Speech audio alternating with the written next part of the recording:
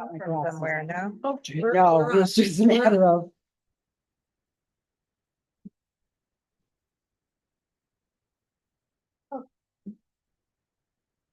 Good evening, everyone. I need a mic. So the mics.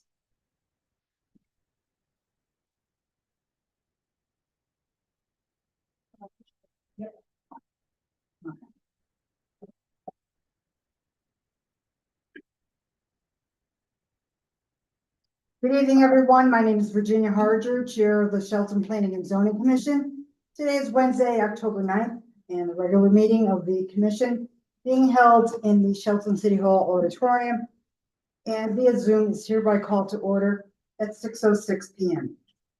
This meeting is also being held, carried live on YouTube. Would everyone please rise for the Pledge of Allegiance? I pledge allegiance to the flag of the United States of America and to the republic for which it stands, one nation, under God, indivisible, with liberty and justice for all. Thank you, everyone. I'll start off with the roll call of the commission. Please verbally indicate that you are here and present when your name is called. Commissioner Kelly. Present. Commissioner Motto. Here. Commissioner Tiki. Present. Commissioner Cristiano. Present. Commissioner Parkins. Present. Alternate Commissioner McGee. Present. Myself, Commissioner Harger, Ms. Castro, our Assistant Administrator. Present. Is Attorney Teodoso participating tonight? I did not hear. Okay, and Ms. Renassos, our Recording Secretary. Present. Thank you. Couple of points before continuing with this evening's agenda. Ms. Castro will act as a Zoom meeting host. All commissioners will be able to make comments throughout the meeting. The chair asks that you please identify yourself and wait to be recognized before speaking to make sure that we're not all speaking over each other and to make sure that our recording secretary is clear as to who is speaking. Our first agenda item is other business and a brief overview of the Fairfield County Affordable Housing Plan Implementation Technical Assistance Program. Okay, Ms. Castro, I'll recognize you. So Shelton was selected to be part of the Fairfield County Affordable Housing Plan Implementation Technical Assistance Program, along with the city of Danbury, town of Fairfield, and Richfield. Staff has been involved with the program for a few months now and have found the assistance quite informative and beneficial. Today, we are joined by Lynn Haig and I believe Emma Heinz, who will be providing us with an overview of the program. Okay, good evening, ladies. Please identify yourself for the record, and whoever wants to start, please do so. Sure. Hi. Oh, Lynn, you go. Hi, my name is Lynn Haig. I am Senior Program Manager. And hi, I'm Emma Heinz. I'm the Program Associate with the Center for Housing Opportunity. Okay. So what do you have for us? thank you for allowing us to share what we're doing in our work with Alexandria and the other communities. As we said, we are with the Fairfield County Center for Housing Opportunity. This program is part of the Housing Collective, which has 3 branches to it. One is Opening Doors, which focuses on homelessness initiatives. One is us. We focus on the affordable housing side with the Centers for Housing Opportunity. And then we also have an innovation lab, which we are trying to build out and be creative with. But as part of the Centers for Housing Opportunity, our goal is to increase public awareness of housing issues. And what we're really doing right now is assisting in implementing local affordable housing plans. So as was explained, there are 4 communities working with us, or we are working with them actually, and we are providing individual technical assistance. We meet monthly with each community and talk about what the needs are.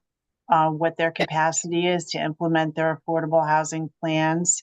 And on a quarterly basis, we bring all 4 communities together to talk and learn from each other and do deep dives into different topics that are pertinent to all of the communities. So our goal is, in the end, to really have each community moving their affordable housing plan forward and have it positioned very strongly for implementation. So some of the things that might be coming out of our work might require the involvement of your commission. And so we just wanted to give you the heads up that we're working closely with Alexandria and her team, and we might be talking again soon in the future. So, Could you just give us some information on how this program began? Was it as a result of a new state statute or some federal housing grant, or how did you come to be? well, the technical assistance program is actually a pilot program being funded by the Department of Housing. They recognize that a lot of communities stepped forward and created their affordable housing plans as required, but didn't necessarily have the wherewithal to implement those plans.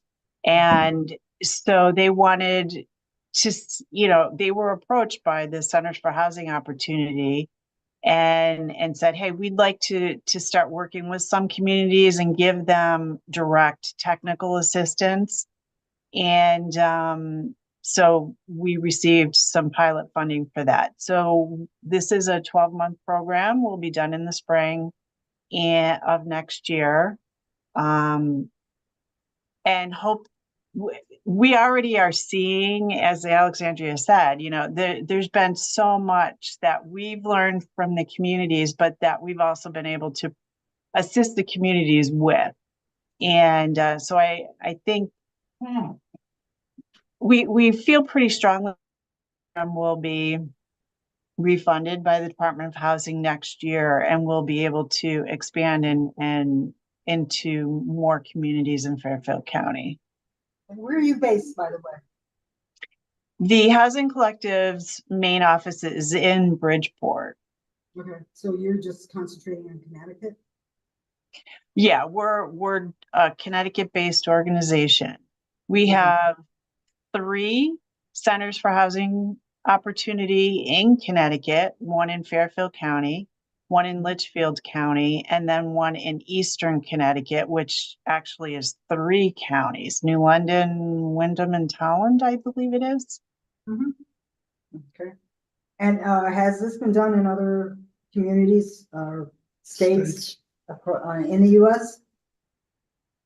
States, like the technical assistance? Yeah, does this exist anywhere else, or is this just something that's Connecticut is doing? Well, it's something that we are doing here in Connecticut because of the requirement for having an affordable housing plan. Other states don't necessarily have that same requirement, so they provide their technical assistance in whatever ways are necessary. And yeah. Okay, I'm just trying to wrap my Yeah. Not a federal. hands When you around. said Department of Housing, do you mean federal or is that a state agency? The state Department of Housing. Yeah. So somewhere along the way, after it became mandated that each community have an affordable housing plan, someone somewhere along the way felt that to have that become as successful as possible, perhaps the state could offer some technical support and assistance. Is that Correct. came to be? Okay. Yes. Yes. So, and then this is relatively new. It came into the conception was last year. We solicited interest from communities back in May, I believe. I think we started meeting with the selected communities in June. Okay, but your group, your particular section yourself, the consultants that we'll be using, how long have you been in place? Oh, the Organization? Housing Collective has been around for about 20 years, I believe, close to 20 years. Mhm. They were mainly focused on The homelessness. Yeah. the homeless outreach Okay. and organizing that collective. And quite a few years ago, they realized that, you know, you can't solve homelessness unless you start working on the housing situation. Mhm. And so that's when the Centers for Housing Opportunity came into existence. Okay. I was just trying to get a sense of the evolution of how this came to be. And what made you pick Shelton as one of the communities that you could offer services for? Well, Shelton applied. We had a solicitation from all of the communities in that went out to all the 23 communities in Fairfield County. And we had the space to have 5 communities in our initial pilot program. Only 4 responded. And so we took all 4 and we're working closely with them. So And if I saw the other 4 or the other 3 were listed at the very beginning of your presentation, large cities, Danbury, Stamford, Bridgeport. no, that's a different component of our outreach. The 4 communities that we are working with are Shelton, Fairfield, Ridgefield, and Danbury. Okay. So knowing that the cities have some different issues than the smaller communities, we haven't worked it out, but we're looking to create a cohort just of the big cities. But for when we sent out the initial solicitation, the larger cities were not considered. We said you had to have a population of 90,000 or fewer. And so Danbury actually fits in that category, even though it is a larger city in Fairfield County. So you have to What, have. what type of assistance are you offering? Well, the technical assistance ranges depending on what the needs of the community are. So we are covering research. We're doing, I had this all together. I have one. We're And doing work with our communications team. So we have our comms guy come in. He's going to come and run a workshop with the cohort to discuss opportunities of like how to build out more communications within the towns about the affordable housing plans. We also have information on legislation that impacts housing or impacts zoning that we're providing. There is looking at zoning regulations and how they may have different barriers to housing that you just don't even realize because you deal with them all the time, and so it's just ingrained. So we could be a step back to look at. We are putting together and pulling together best practices in several different topic areas like housing trust funds, if you have a fee in lieu program, and how those can work, incentives that can be offered that some that are financial, but others that might be feasible for your community.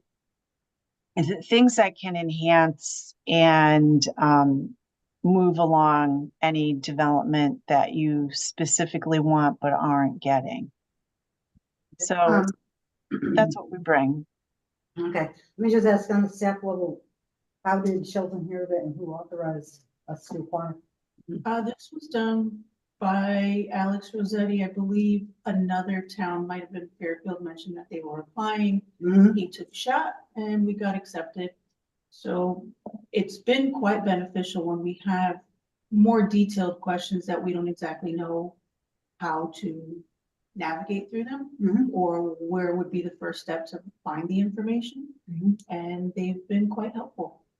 We have a lot of ideas, and then it's just about how to execute them so they can give us the ideas to present to you guys. And it's just very helpful.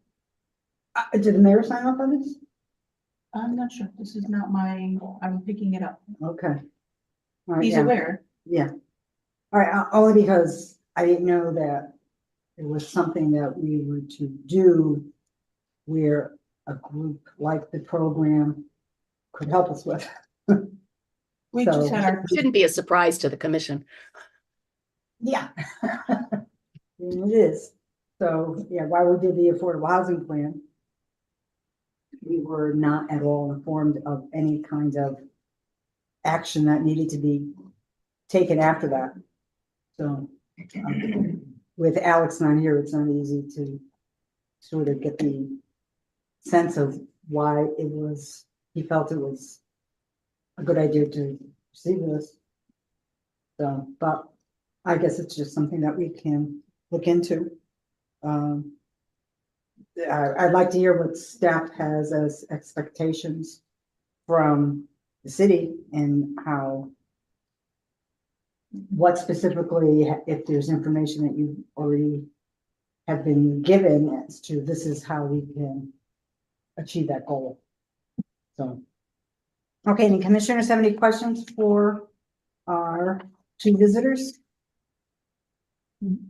Nope, okay. All right, ladies, thank you very much.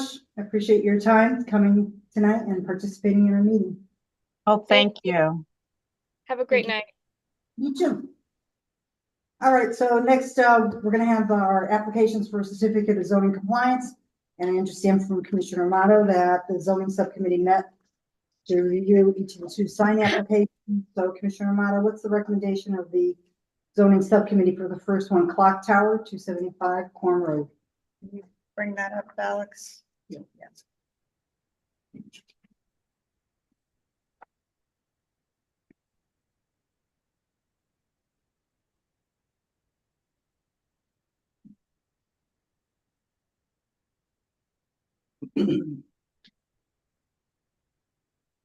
Yeah, and what was it before? Now I can't remember. The font was What different. was it? The font Font. was But different. the name of it was different too. Different apartment? No, it was the same. No, it's the same. It's the same. Oh, I'm sorry. Yeah, okay. Yeah.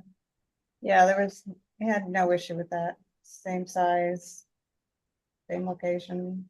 this is Square foot was okay. Yeah, it's got the address, Mhm, just the number on the top. It's great. mhm. That's it. Any concerns about the clock face in the back?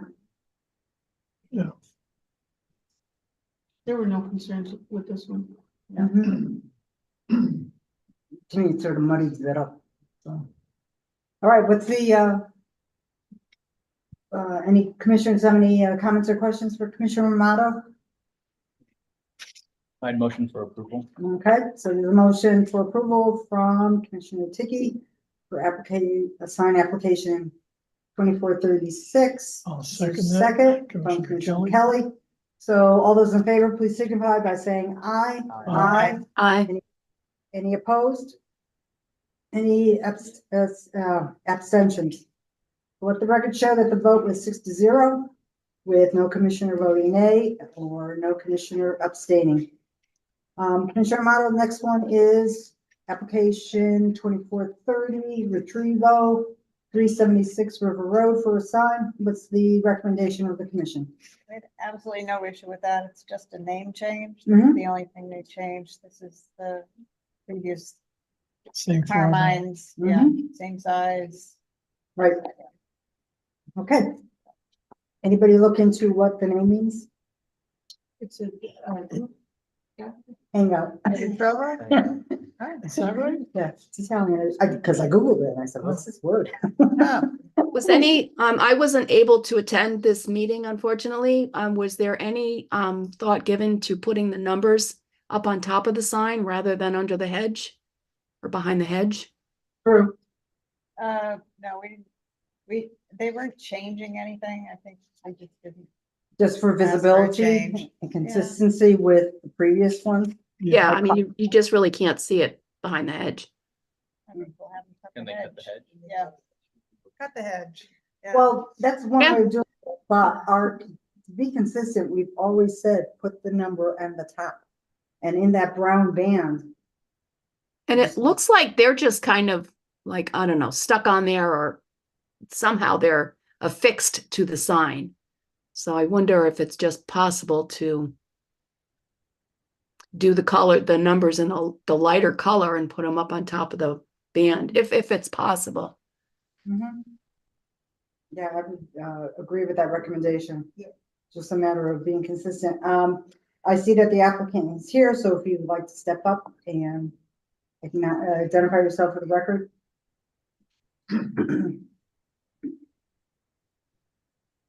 Good evening. Speaking to the mic.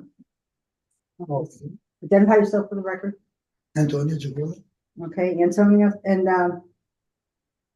spell your last name for our secretary. XHOKOLA. XHOKOLA. Okay. All right, so Commissioner Parkins had talked about moving the numbers up to the top in a lighter. Is I that guess, anything I that guess could be it an won't be a issue? problem. I don't think so. Okay, I mean, we'll figure out how to keep the numbers up. okay, so that's what. Or we can cut the hedges. What we're trying to do is be consistent with what we always have asked, is that the numbers be on No, top. it's fine. It's Okay. not the- All right, I was just trying to keep it as like pretty Yeah. close to what it was before. in You the sense probably of, still like, have to cut the hedges. because Yes, you're coming exactly. down. so, But I mean, we can put them in the brown area there, like Mhm. clean up or something. We'll be fine. a little lighter. I think the whole thing started so that emergency services could find somebody, and it's easy for a facility like yours to say, go to the tree row. So, but, all right, so seeing that you're in, agreement that that's something that you would be able to do, Yeah. is there any other questions for the applicant? Okay, if not, is there a motion for the sign application? Motion for approval Okay, with the, with the change of, instead of the last line being 275, that the address number goes up at the top in the brown band. very good, is there a second? A second. Okay, Commissioner Romero, second. So on the motion to approve sign application 2433 made by Commissioner Tiki, seconded by Commissioner Romano, as submitted with the street number moved to the top, darker band. All those in favor, please signify by saying aye. Aye. Aye. Any opposed? Any abstentions? Let the record show that the vote was 6-0 with no commissioners voting nay and no commissioners abstaining. Thank you, very good. Thank you. When are you opening? Hopefully soon, like 2-3 weeks. Very good. Good luck. Thank Good you. luck. Thank you. All right, we'll move on to new business. And the first item is application 2424, Tracy Lewis for Mark A. Loretti at 3 Donovan Lane. Is there a motion to accept for review? Commissioner Kelly, I'll make that motion. Okay, is there a second? Mr. Cristiano, second. Thank you. So on the motion to accept for review from Commissioner Kelly, seconded by Commissioner Cristiano, we'll do a roll call. Commissioner Parkins, Aye. Commissioner Amato, Aye. Commissioner Dickey, Aye. Commissioner Cristiano, Aye. Commissioner Kelly, Aye. and chair votes aye. Motion is passed by a vote of 6-0. I see the applicant is present. Please identify yourself for the record and proceed. Tracy Lewis, I'm a licensed land surveyor. My office is Lewis Associates, 260 Main Street, Monroe. Mhm. I'm here as the applicant, representing Mark Loretti. If you could put the subdivision map up. Should be sheet 2.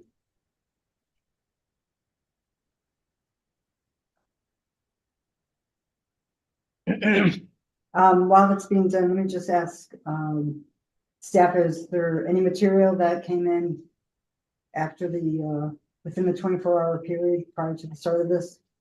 Not yet posted online, yes. We received a letter from Tom Harbinson from the Conservation Commission. Okay. I have that. Thank you. Okay, go ahead, Mr. Lewis. Okay, so it's a existing house on Donovan Lane. Directly across the street on Donovan Lane is the Board of Education building. Mhm. Donovan Lane is a city street, has city water, city sewers. And Donovan Lane directly leads into the what was used to be the church property and is still in the back of Donovan Lane. Mhm. We're proposing a 3-lot subdivision.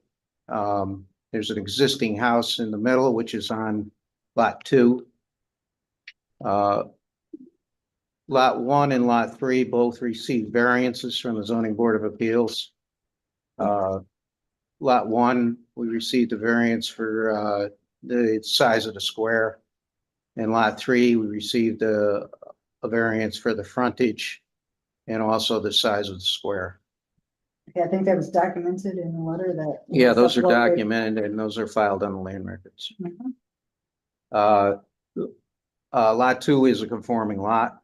We're in an R2 zone. In doing the survey on lot 1, we noticed that the city sewer crossed the corner of the property. So we are providing an easement in that area for the city sewer. You can see it right at the corner of Donovan Lane and Long Hill Avenue. We have 2 non-conforming lots adjoining us to the south.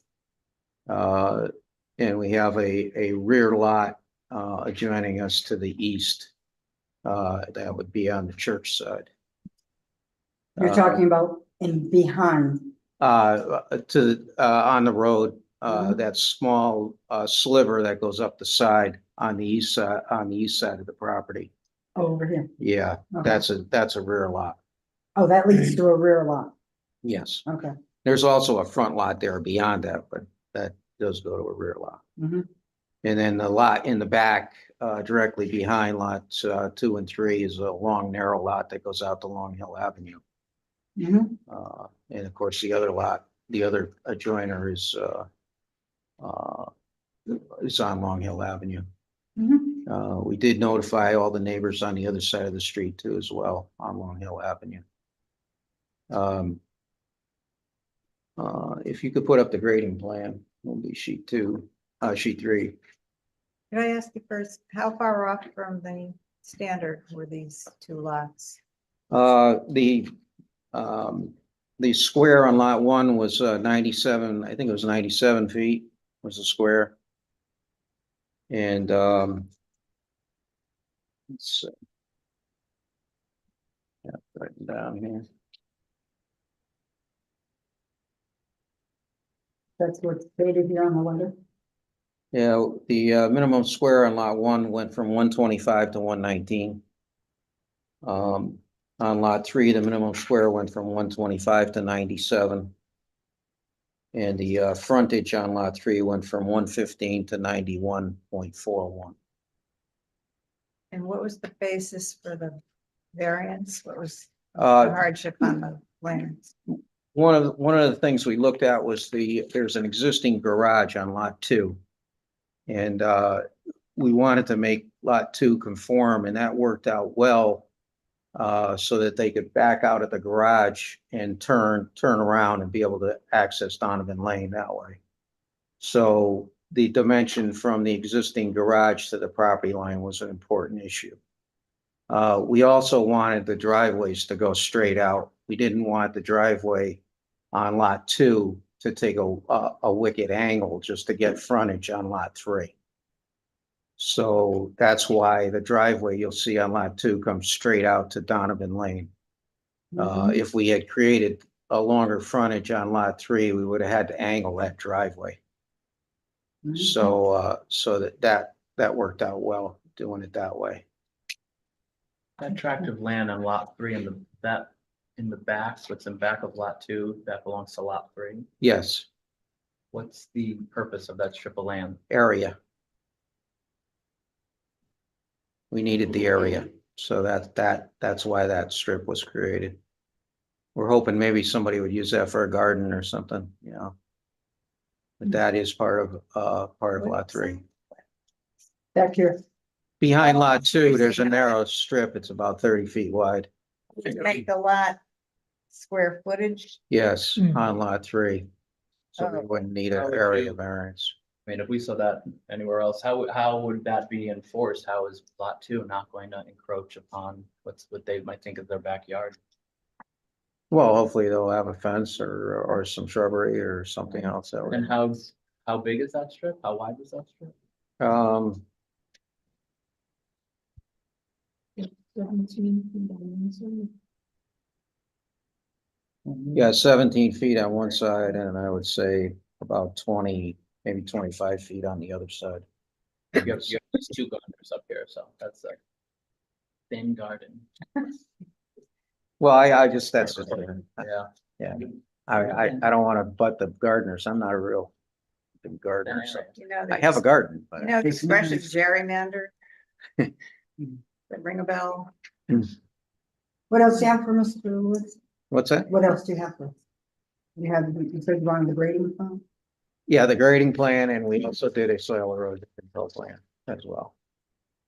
We were approved by, wetlands, inland wetland, we had a favorable letter they were sent. Engineering approved us and also WPCA, Mhm. so, Where, these where were, are the wetlands on the property? there are no wetlands. Oh, Um, okay. So why did it have to go to inland wetlands? That's a requirement. Yeah, it is. It's part of your subdivision Right. regulations. Okay. Anything else? No, not unless anybody has any other questions. So It's any pretty questions straightforward. for Mr. Lewis from the commission? Staff reviewed everything to make sure everything was in order with all of our regulations. Okay. How does the commission want to proceed with this particular application?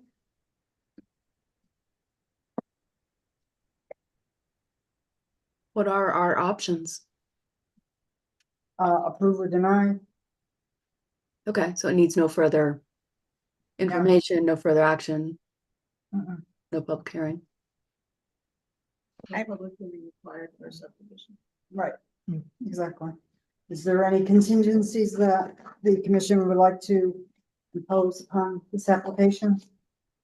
I just think that's an unworkable lot, that first lot. The one closest to the street? The one on the left, that strip Lot 3. across the back. Block 3, Yeah. that's number 3, right? I just can't see how. Yes, yeah.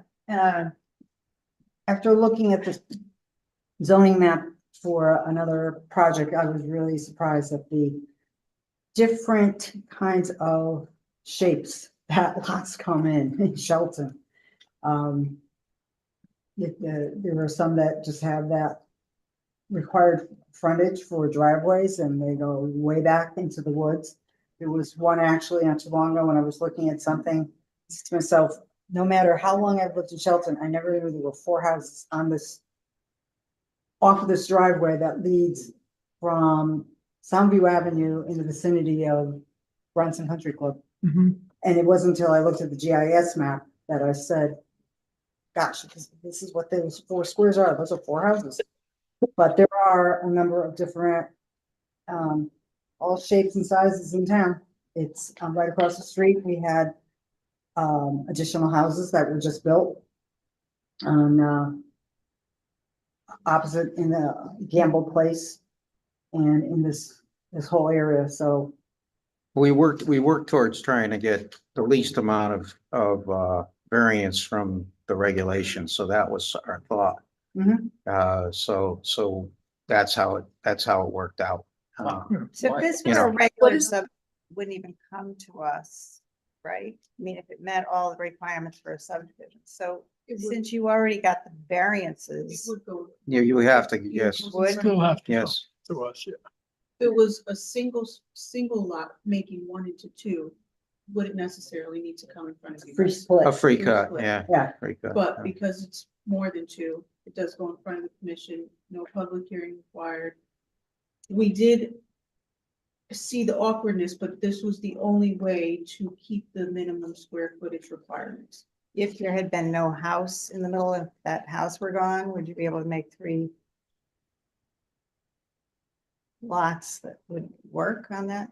I property? didn't Just- look at that. I assume we would have possibly been able to do that. Yeah. I don't know if the 3 squares would have fit. Mhm.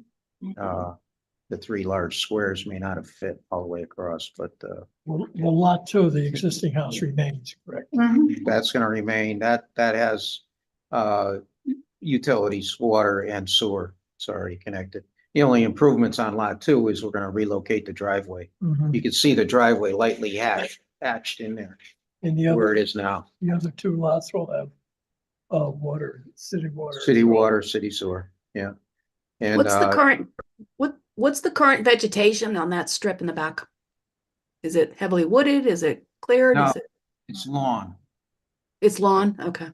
all lawn, yeah. Goes all the way, the lawn goes all the way from the back of the existing house, all the way to the new subdivision. Oh, Why- maybe we could put a nice bocce court in there for the neighborhood to enjoy. Yeah. Yeah, there you go. Well, instead of the strip in back of lot 2, as Carolyn was saying, we have odd shapes. Why wouldn't you just angle lot 3 so it was more of a triangle? Why go throughout the whole length of lot 2?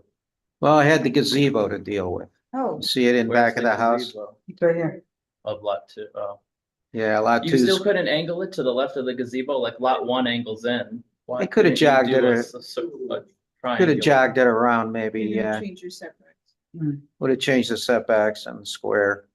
I'm sure as an engineer, you looked at all the different ways Yeah. of doing this. Yeah. So overall, if I'm reading it right, because I didn't have my glasses, but number 5 under notes says the total lot area is that a 64,333,000? Yeah, it's about it's almost an acre and a half. For what's there now. Yes. So it's gonna be For the 3, for the For the 3, three. so each lot would be 20,000 square feet, which you have listed. Lot 2 is the biggest lot. Yeah. It's 24. All right. So it's not really out of line for anything else that's in No, I don't, the neighborhood. no. No. Yeah. No, it's fitting with the neighborhood very well, I think. All right, so, any other questions for the applicant? No. Yeah. All right, I don't particularly have a problem with the odd shaped lot. I understand the need to conform. Appreciate that the ZBA made the setback changes and I make a motion to approve this application. I'll second it. all right, so there's a Commissioner Kelly. motion to approve application 2424 from Commissioner Cristiano, and it's seconded by Commissioner Kelly. No other contingencies on this particular one, Commissioner No. Cristiano, okay. All right, so on a roll call vote, Commissioner Parkins, Aye. Commissioner Kelly, Aye. Commissioner Cristiano, Aye. Commissioner Amato, No, nay, Commissioner Tiki. Nay. And the chair votes aye. Motion is passed by a vote of 4-2. Thank you, Thank you. Mr. Lewis. Thank Have a you. good night. Thank you. All right, next is application 2425, PDD 101, Attorney Stephen Bellis. For Good Guys Development LLC at 275 Quorum Road, Assessors Map 66, lots 22, 23, 24. For a major modification to the Statement of Uses and Standards, increasing the affordable housing apartment count percentage from 10 to 20% for CHAPA's workforce loan requirements. Is there a motion to accept for review and for staff to set a public hearing? Commissioner Cristiano make that motion. Okay, is there a second? Commissioner Kelly will second it. Okay, so on the motion to accept for review and for staff to set a public hearing, do a roll call. Commissioner Tiki. Aye. Commissioner Amato. aye. Commissioner Cristiano. Aye. Commissioner Kelly. Aye. Commissioner Parkins. Aye. And chair votes aye. Motion is passed by a vote of 6-0. Okay, so staff, public hearing for application 2425 will be on the agenda of the upcoming meeting. Next, we have application 2426, Dominic Thomas for FS Shelton LLC at 745 to 795 Bridgeport Avenue, Assessors Map 28, Lot 18, for a minor modification to allow an outdoor 1,000 square foot enclosed patio for the restaurant named Gogi at the north end of 795 Bridgeport Avenue, Retail 1. Is there a motion to accept for review? Commissioner Kelly will make that motion. Second, And from Commissioner Kelly, seconded by Commissioner Ticky on a roll call vote. Commissioner Kelly, Aye. Commissioner Parkins, Aye. Commissioner Amato, Aye. Commissioner Cristiano, Aye. Commissioner Ticky. aye. Chair votes aye. Motion is passed by vote 6-0. And the applicant is present. Please identify yourself for the record. Thank you, Madam Chair. Attorney Dominic Thomas, Cohen and Thomas, 315 Main Street, Derby, Connecticut, representing the applicant. If you recall, we were in before you some time ago with the coolers for, actually, I labeled it at that point, Asian Bistro. Apparently, the name of the restaurant's going to be Goji. It's the same restaurant group. And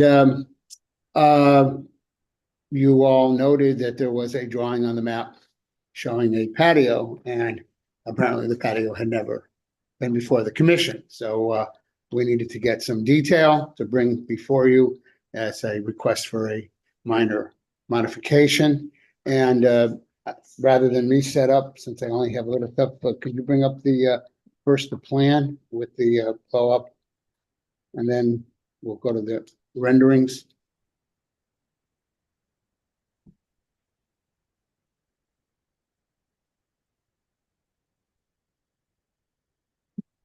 I think I did deliberate 11 by 17s, didn't I? At some point? Yeah, okay. So what we have here is the blow up of the plan. This was the plan that was presented to you at the time we did the coolers and at the time we introduced you to Kava at that point. And so that is the patio area. The patio area, I think the plan that I submitted, the blow up sheet had the measurements on it, which is 50 by 100. So there was a, no, that's the application. There was a second sheet to the plan, hopefully. Is there a second sheet? I have It shows. an application and then also, No, there was yeah, the That second, here we go. The Second second page. sheet is the cropped version. So, if you can slide, can you slide that over? I think that's the one. No, it No. doesn't. it's, Well, yeah, there was a second sheet that had measurements on it. Alexander. is it? There we, well, they That's it, didn't, but they it didn't sounds come like out in the PDF. Anyway, it is, as it says, I think it's, It's just 1,000 square foot. I had the measurements on it. I think it's 50, and not 50 feet. I forget what the, What? I think it's 20 feet by 50 feet. That's what it the is. Size of the restaurant itself. The size of the restaurant itself is in the, actually it was 4,000, I think 4,600 square feet. And So again, it's like a and quarter. again, I may have to pull my computer up. In the plans that I submitted, I put the size of the that I uploaded. I put the size of the or that I sent to you, huh? Maybe they didn't come out, but I had the size of the restaurant Mhm. and the size of the thing, and the size of the thing is 1,000 square feet. It was 20 by 50. The properties were, the 11 by 17s were dropped off. I guess it never got to you, but anyway, the restaurant, I believe, was 40. And Dave Gunya, is Dave Gunya on? Okay, Dave may be able to elaborate, but that was the size of it to do the patio. We can next go to the renderings to show you. And I will note to you that my initial reaction was, those aren't real flames, are they? I had visions of a diner going up in flames. And I will confirm for the record, and Dave can confirm it also. Those are electronic flames, the kind that you have with the electronic fireplaces. They're not even gas. And as a matter of fact, there is one view of it in the renderings that occur that shows you that they are encapsulated into the glass. Dave, can you, I don't know if Dave is on, he can elaborate more. It is a patio, there we go, that opens up in the summertime. Mhm. Obviously, you wouldn't have the ambiance flames in the summertime. You have screening that rolls up. Yeah, you have screening on it. In addition to that, I think the windows open up, there are windows that can be opened So to let air. you have it closed in the winter? It's enclosed is in it the winter. livable in the winter? It is heated, electronically heated in the winter, not with the flames. Uh-huh. It does have an area inside it for a fire pit in the winter. And if you go to one of the, So really, So, if you, not doing Expansion anything. of the restaurant. It's an So- extension of the restaurant. yes, it is. Yeah, it's Yeah. patio. It can't, I think it's one of them. You can see that there's oh, not that this is, yeah, why don't you slide down in the specification? It may be in that. I'm not sure if it's in there.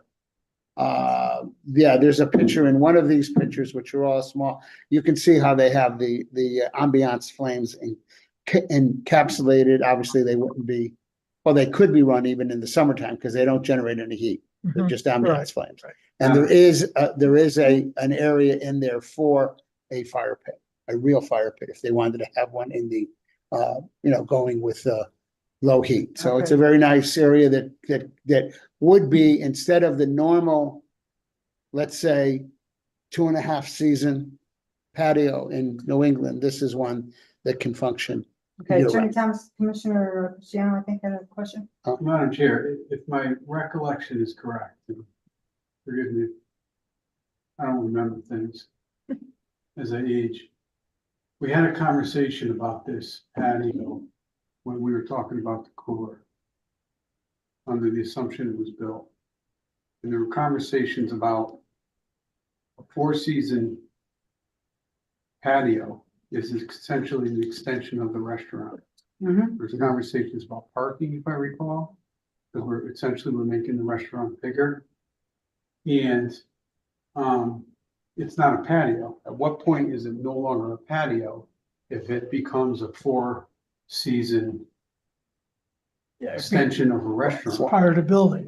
Yes, Well, It's then an Well, addition to the building. that's so what seeing we're this talking is about a now- modification. Right, so Well, seeing that's this is why, now, yeah. now being built from scratch, right? It's not being built. Well, it's a separate item that's built. It is a patio because it will be outside in the summertime. You do have a lot of patios. You do have restaurant patios. For example, you have a patio at Mark? Calarusso's. Mm. You have a patio at Calarusso's that's But that's- outside. Yeah, I Oh, don't think that's outside. the issue would be just the parking ratio. Right, well, we have an abundance with of parking. the- Yeah. We so have an, then I mean, To me, the if question you, is. if we have, our parking is On the parking, based on the approvals, and the front sheet has the parking chart at the top. The front, plan, not the rendering. The site plan has the rendering. We're over parked for the Yeah. So parking. we We've just never, need to know that, it's the area of the restaurant and the parking required. So it's now 1,000 feet bigger restaurant. Right. So is the parking within the Alexandria? Help if us know you, the Parking is within the. yeah, the if you The pull up, ratio of the width of if you the pull up square the foot of the front sheet room is built. of the site plan. Let's speak for it. Dave is raising his hand. Oh, okay, go ahead. Yeah, hi, this is Dave Goodney. I just wanted to add in a comment that we added a significant number of parking spaces along the rear of the building that were previously dedicated for loading zones that are not needed for loading zones. So we added parking in the back. I don't have the count specifically off the top of my head, but we'd have to provide, or we could provide that information. Yeah. Can Are you those spots taken up by the coolers? Oh, no, the coolers, there was only just a couple of lots. What he's talking about is the parking spaces that you have along the back were being dedicated as, at one point when we didn't know who the tenants were being dedicated loading zones. And now with all the place pretty much tendered up, there are no loading zones required. But I think, Alexandra, if you go up, if you move the thing down, I guess you're going down. No, the other way. I'm sorry. Okay, if you go the other way, you gotta, is that the end of it? Because there's usually a parking No, it's a, chart It's at up the there on top. the top left. It's at the of top screen. left. I believe that's the part, that may be the parking chart. I don't know if it's been updated, but that may be it. You have it's sideways. We can't change it, Okay, sorry. but we have an abundance of parking. Yeah, I we can just need provide to you. know the number. That's Yeah, it. yeah. It's like 1,000 square feet bigger restaurant. And there are regulations that specify how many parking No, spaces you no, need. no. The regulations are not in your regulations. The parking regulations are in the statement of uses and standards for this, because it's a Okay. thing. So the statement of uses and standards specifies the amount of parking regulation. So when it was passed, it superseded. So we have a I'm sorry? parking regulation for restaurants, Right, square footage, right? that's what I'm saying. Yeah, we comply and we have over parking. There is a parking chart that is on the plan.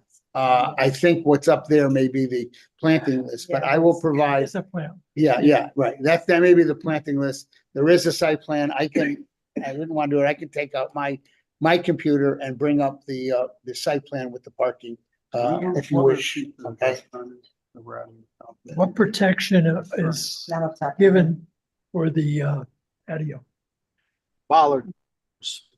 Ballards? Bollards. Yes. Yeah, Attorney Thomas, if you could determine what the square footage of the restaurant is? 4,000. 4,000. I have to, Dave, do you have the square footage of the restaurant offhand? 4,800 square feet. Okay. And this is definitely 20 by 50. Where is the entrance from the restaurant into this proposed patio area? Is it towards the front, middle, or towards the rear? It's towards the front. There's two very large openings. So today, if you drove to the site, you'd see two boarded openings. And that's where the patio is, where this enclosure would attach to the building. When you say large openings, are they garage overhead door style? Is that what Be you're- It'll be totally open to the inside of the restaurant space. So these spaces will connect. But there are restaurants that have that kind of connection. It's an overhead door that rolls up. Is that what kind of appearance this would be? Something along that line? Yes. Okay, all right. Can people access it from the sidewalk? Can people walk into that patio from, No, they cannot. They have to go into the building in order to access. Self-contained. Self-contained, yes. So is there going to be a wall or a building, or what prevents people from walking in once those garage doors are open? Oh, those garage doors aren't on the outside. He's talking about, I don't know if there's garage doors. There's an opening into the restaurant. That's No, what- I'm talking about not the entrances where you want people to go in. Can people access it when the doors or the windows, whatever the mechanism to make it an outdoor patio is put up, can people access the patio? They cannot access the patio from the exterior, and they cannot leave the patio from the interior through that space. Okay. All right. Over in, of course, Sikorsky Aircraft is, whatever it's called now. La Fortuna. Roanoke is that La Fortuna, and this is Yeah. what struck me as that this is exactly what they have on the right side of the building. But I don't think they have the capability of opening it, do they? No, I'm just saying, Yeah, it's very similar. Yes, I agree. yeah, they just have, Huh? I have 4.53 thousand. Is the parking, and I have the For numbers. I'm restaurant. trying to pull up the numbers from the site plan. So is it really the roof of the patio that opens to allow? I'm not understanding how it becomes an outdoor patio. The roof opens entirely, and I believe some portion of the walls are able to open. Yeah, It's all mechanical. on the artist rendering, it shows the shades that are, there's 1, 2, 3, 4, 5, 6 blocks that extend from the side wall towards the parking lot on the right. And there's 1, 2, 3, 4, 5, 6, 7, 9, 10, 11. There's 12 of those that go across. So there's 6 times 12 is 72. Yep. 72 blocks. And they are, there is shades that look like they're back, halfway back. And then on the walls that surround the outside of the patio, it looks like there's screening that can be raised or lowered. That's just a shade though. As shade. Yeah, so my question is, do those windows that have the shade up on top, are those windows open? Do those windows open? Only at the top. Could you go back down, please? Thank you. Yeah, only at the top. So those open When you areas say at the top where the shades are? above the shades. Above the shades. So it's really just the roof panels that open. Yes. Mhm. Yeah, the Where two do they panels open? where the gold flames are, those are static stationary walls, glass walls. Those are stationary, correct. And the Okay. side walls also, right? The, Yeah, that's what I'm saying. Side That's wall, yeah, the perimeter walls are stationary. Okay, Mhm. so it's just the roof that opens up. Correct. but how does it open up only at the top? How From the much? curve up. From that point where the curve is, Yeah. back. Not me. Mr. Guniac, can you give us The explanation? exact mechanics on how it opens, I don't have an answer on exactly how it works, but it's a mechanical system that allows those panels to move to a particular location on a track, I believe. And then It's fabulous. when you want to close it, you just push a button and the panels return to their closed position. I don't see any here. I'm not sure how to better describe that feature. But the intent is so that open air can enter the space during the most optimal time of the season, which might be a couple months out of the year. Otherwise, for the balance of the seasons, it'll most likely be closed 100% of the time. Keep going down with that. There's a description on that first panel. No, go the other way. Sorry. Keep going. No, it's blue band across the top. No, keep going. Keep going down. It says it right there. Stop. Stop. It says integrated aluminum alloy ceiling, add sun panels and air exchange windows. Mhm. The right-hand panel there says integrated aluminum alloy ceiling. So that obviously is able to go up and down. Mhm. And remote control sunshade. Well, those are the Yeah, that's sunshades on that the are side. on. Just a shade. Yep, exactly. I have the parking numbers if you want them. I Go can ahead. just pull it up. I'm not online, so I'll just. For restaurant and retail, there is 67,700 square feet at 4.5 requires 305. We have 356 for the entire center, including the currently approved uses that are on there. And this hasn't been updated yet because we haven't come in for the final site development plans for the recent approval. So this is what's existing there. Including the preschool and everything, the required for all the requirements is 611 spaces, and we have provided on site in the site plan that is before you 662 spaces. Mhm. So there's an abundance of overage spaces to be able to address any overage parking. But in addition to that, keeping in mind, please, that you are in a center that has shared parking. So when you're talking about a restaurant like this and a restaurant down the other end, Mercado, a lot of the places in the center are going to be less their hours of operation are going to be less operational. And I guess one of the key is is that, for example, across the street, if there were any overflow across the street, across the main drag, the other major traffic generator, or parking generator, Chick-fil-A, they decrease as you go into the night. You know what I mean? Yeah. Their parking. So, Yeah. Mr. so Cunningham, I have a question. How many more tenant spaces do you have available?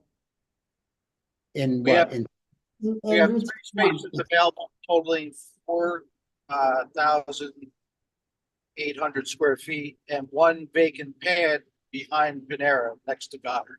yeah, he was just talking about, the chairman was just talking about 785.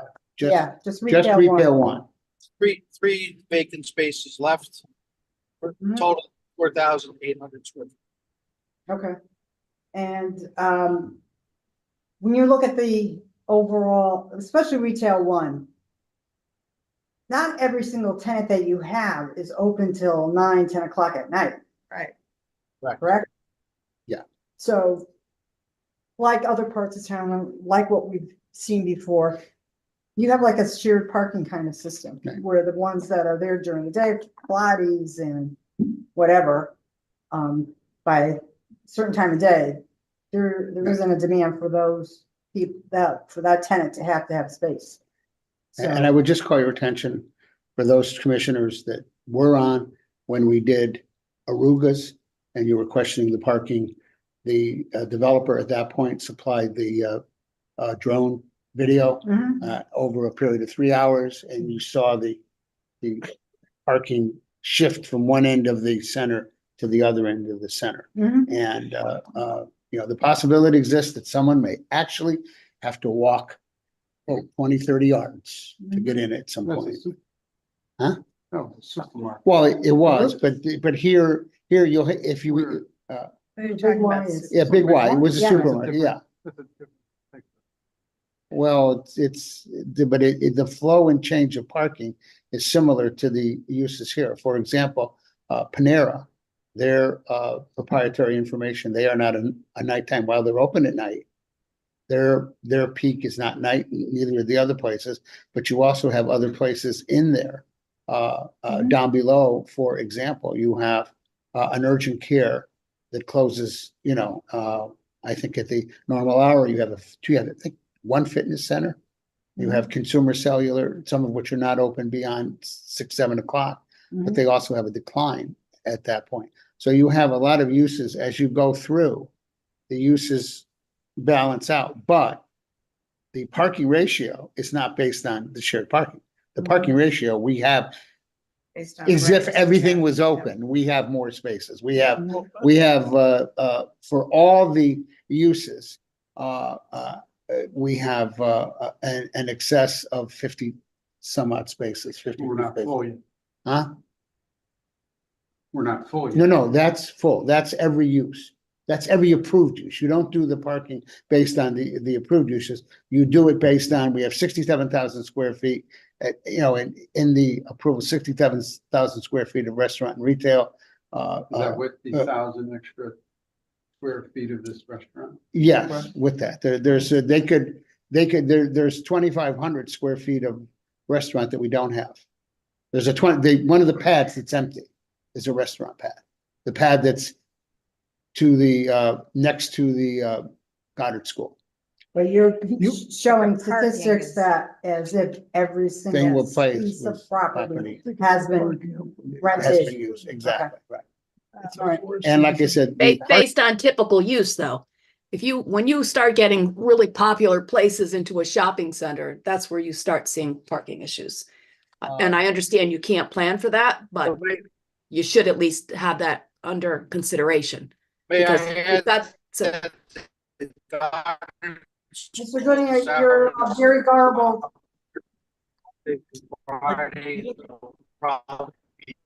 Dave, you're very garbled. Nobody can hear you. You're garbled. As well as we have additional parking behind the Panera. I have to say, I'm satisfied with the. Oh, can you hear me now? Yeah, that's better. Go ahead.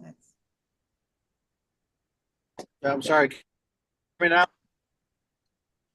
on the opposite end of this strip here, we have another restaurant, am I correct? You have Mercado, yes. Yes, now we have a patio there too, but it's an open patio, Mhm. Right. Yes. so It's I'm not still quite open. sure about distinguishing between a open one, which is seasonal, Mhm. to one that's closed, which is for season. So really, you're adding extension on the restaurant. But he's just shown that he has enough parking as if it were It's a not the point 1,000-foot of. expansion of the restaurant, period. But when does a patio become an addition to a building? That's, In this that's case, it exactly what is. I'm saying. Well, that's why And I that's filed, the that's why I parking. filed for a modification. Yeah, but a minor It's- one, right? Well, I think it's given the size of this center, I think it's a relatively minor modification to the, Okay, Well, to you the can't property. be basing things on the side of an entire plaza when you're making a change to one building. Well, no, well, I you're think setting up a precedent too. One building could be a minor modification to an entire plaza. But every. right, it can be depending on the size. You're talking about the plaza. This is the PDD. This is how it impacts the PDD, and we're talking about a relatively. So when you add a patio that's seasonal, do you have to add on the parking spaces for it? We have an abundance of parking. I know. I'm But just- that's computed in there. It's Yeah, computed as it's if already in you the- had the in his sufficient square footage. calculations. So it was planned before they built the place? No, No, the amount of parking, when you're doing a center, you're gonna maximize, you maximize the amount of parking. With all due respect, other than the only, and I'm a witness to it, incident where a center got overwhelmed was Crown Point when it was originally approved.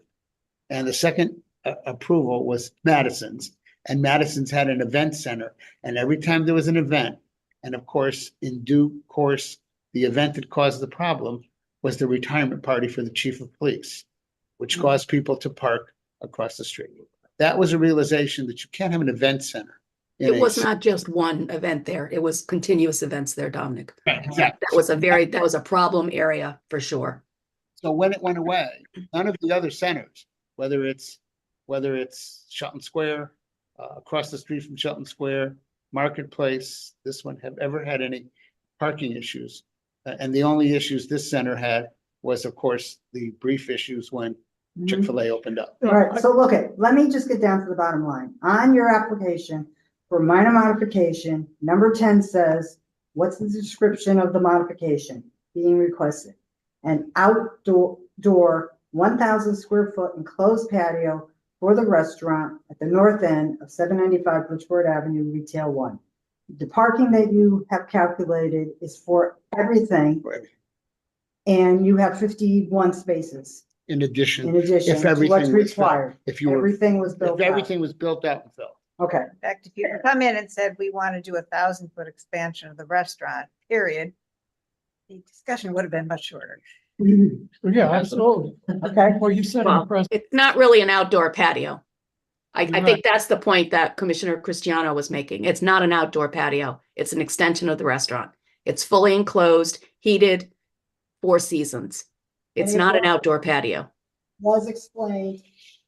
I think it is a little contradictory because it is saying an outdoor 1,000 square foot enclosed patio. Yeah, So right. you gotta have it one way or the other. Is it an outdoor patio or is it an enclosed patio? And I think that's what Yeah, we're talking about. I mean, there are outdoor patios that operate well into the winter with lamp. sides going down on them, plastic sides, and the modern day heaters all over the place. And Right. so, I mean, I guess you could define them once the plastic goes down, that they're not outdoor patio. correct. Okay. All right, so how does the commission want to proceed? Unless any commissioners have any other questions for the applicant? I think we've peppered you with questions. I would motion for approval I'll of second. 2426. All right, there's a motion for approval from Commissioner Tiki for application, the minor modification for application for PDD number 91 application 2426, and it was the second from Commissioner Amato. On a roll call vote, Commissioner Kelly, Nay. Commissioner Parkins, Aye. Commissioner Amato, Aye. Commissioner Cristiano, Aye. Commissioner Tiki, Aye. and chair votes aye. Motion is passed by a vote of 5-1. Thank you.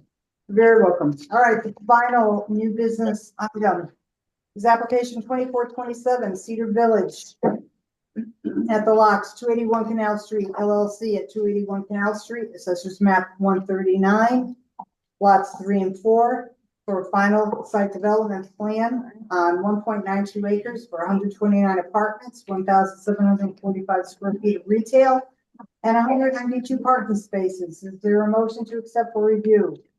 Commissioner Cristiano. That motion. Okay, is there a I'll second second? it, Commissioner. Kelly, all right, on roll call for motion to accept for review, Commissioner Kelly, Aye. Commissioner Amato, Aye. Commissioner Tiki, Aye. Commissioner Cristiano, Aye. Commissioner Parkins, Aye.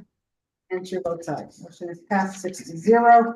Will the applicant please identify yourself for the record and proceed? Don Stanziel from Cedar Village.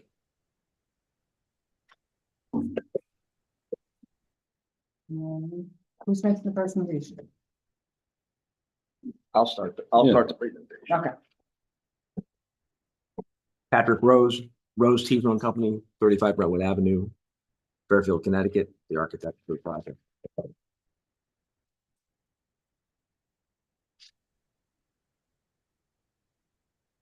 Thank you.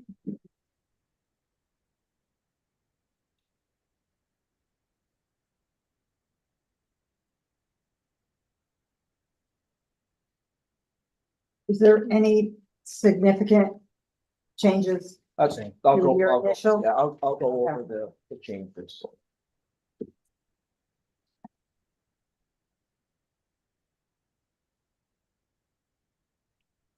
Will those drawings be able to be put up?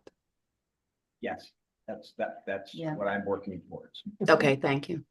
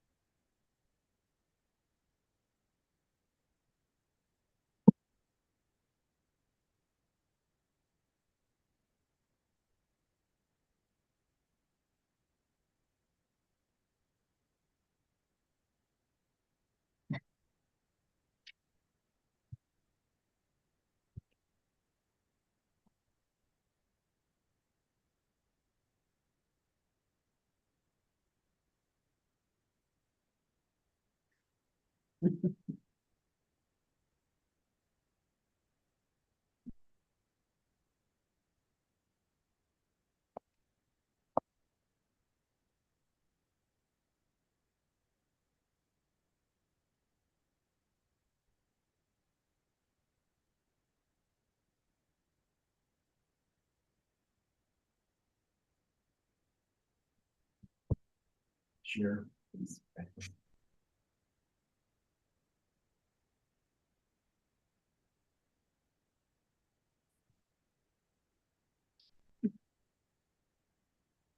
Good evening. Just to go through quickly some of the changes that have happened. What you've got before you up on the screen is, the rendering of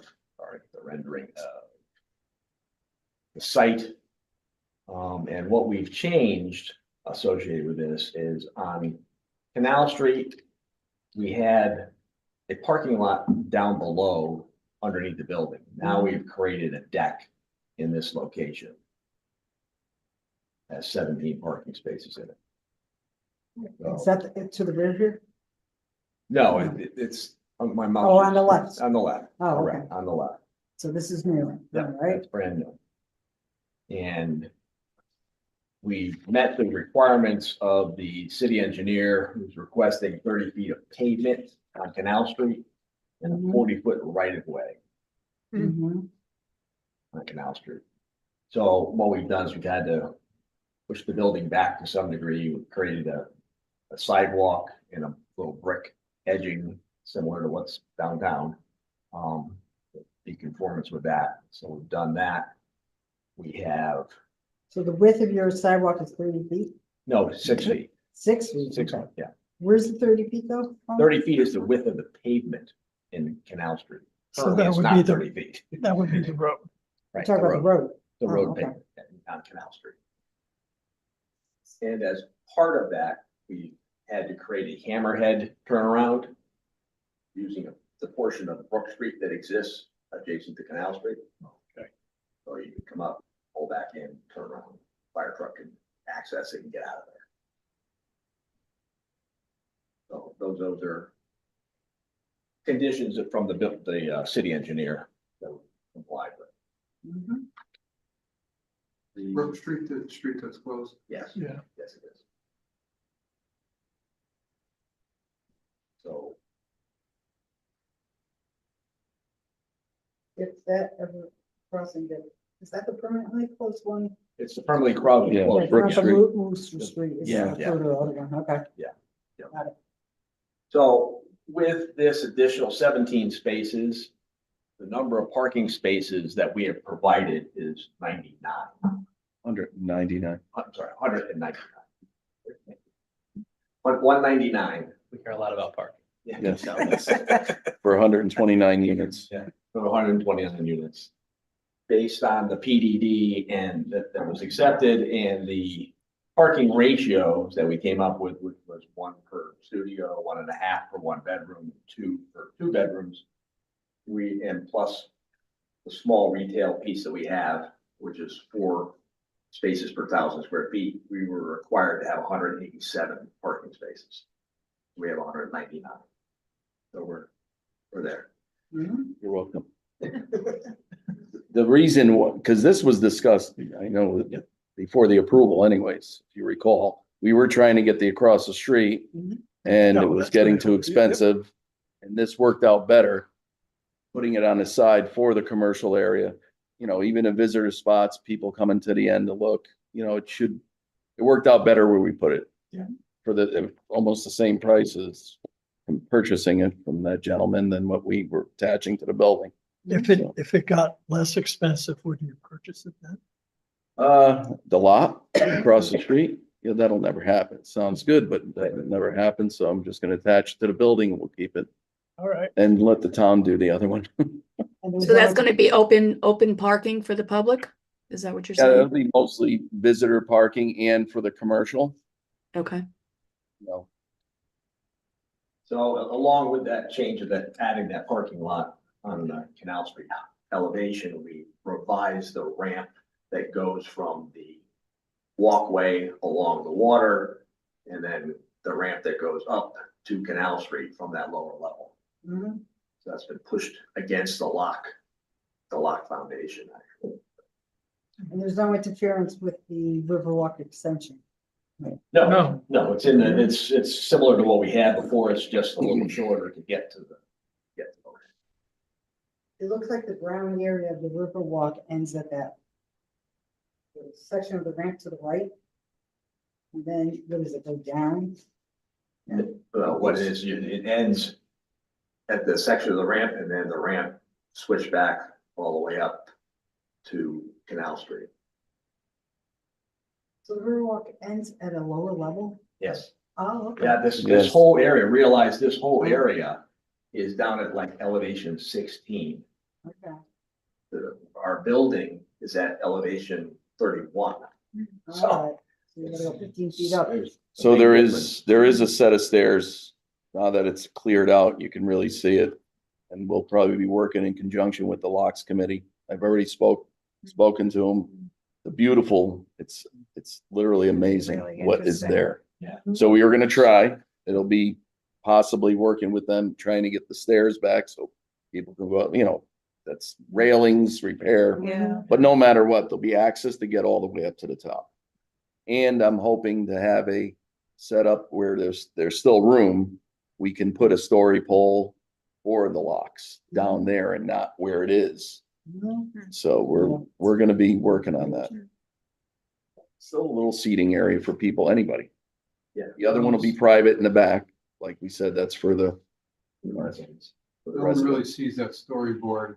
No, It's like 25, 30 feet past the lot. exactly. No one So walks past the lot. I think if, once this is all open, people are walking, they're gonna really like what we're gonna do. Yeah, they don't cross the bridge. Right. No. Right. I mean, you can go down there, want to go down there, but no one really walks. down No. there, right? So, Well, doesn't it have a sign? no, you can walk, no driving. No driving. Right.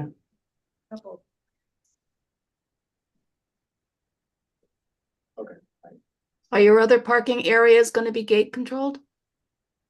Yes. That was brought up at the meeting too. We're gonna stay with the same, those will be gates. Now, I'm sorry. Which, under the building are gonna be gates. There's a ability to put gates at this Yep. entrance. No gates at the No, other. no gate here and no gate here. You can't see your arrows. Oh, you can't see my arrow? No, I'm running it. All right, so the light gray area where there's a arrow Right. going in one direction, arrow coming in, We can- arrow going out, that's gated. Gated. But the darker gray area, that, Where- no. Where the white area, actually, the white area in the U of the building, that's 29 parking spaces, that's not gated. There's actually, Yeah. there's actually a little That's fine. spot carved out for deliveries. For the okay. delivery. Are those all designated for the tenants that live there?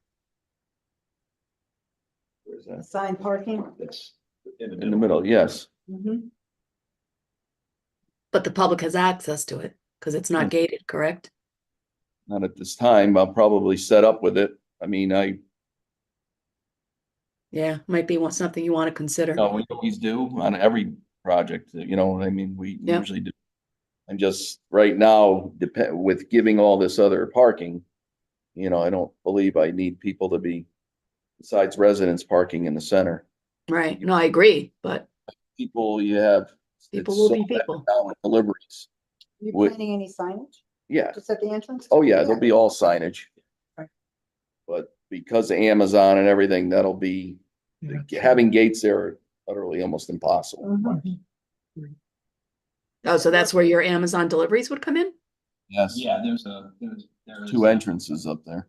Okay, spot next, very close to the building, very close to where the mailroom is for deliveries. Park. They in the park. It doesn't matter, they'll deliver anywhere. Yeah, I know. We could tell, I could put signs up for all of them, they're never gonna go.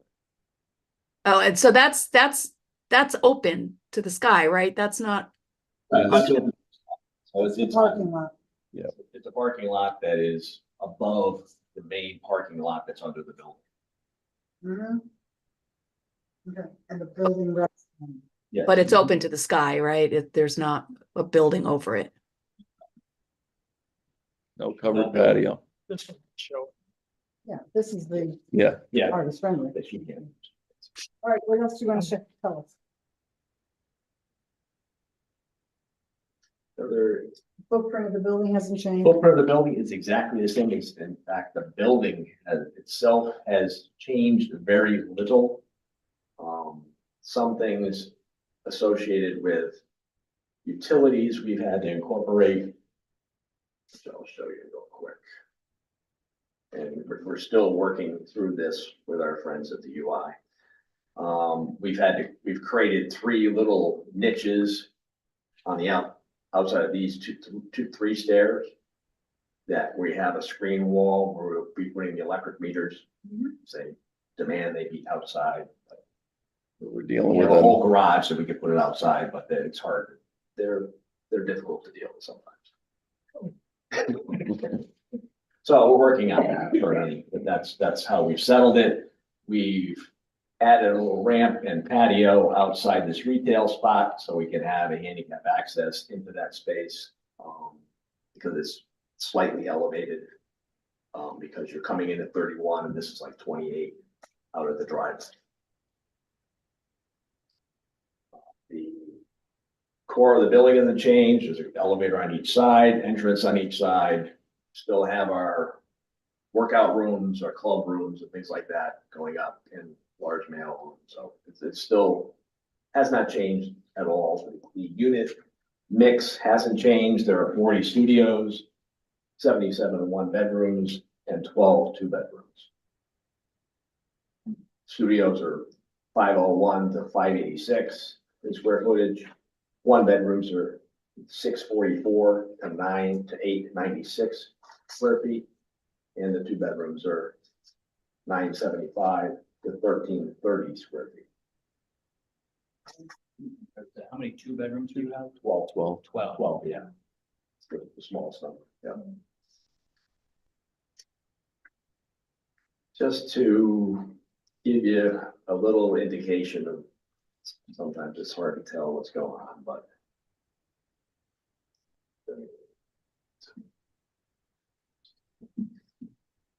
So this, at the top elevation you see, and you see the parking is actually underneath the building. Mhm. And you can see how the parking level between the U and the U actually slopes up to the building. So it actually slopes down. You're going from elevation like 28 up to 30, 31. So that's all being done with structure.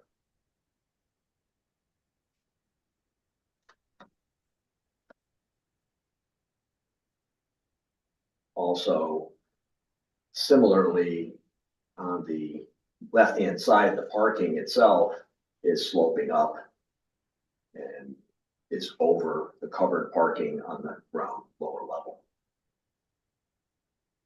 So I mean, it's a significant structure being built, but you look at what's being taken out there right now, it fits in perfectly because the road level is so high compared to the ground out of the river.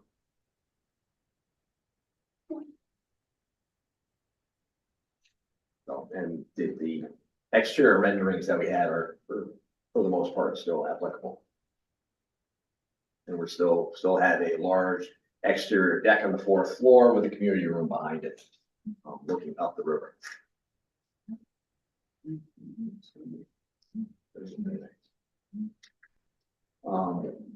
There are details in our site plans which show the brick paving that's to be done.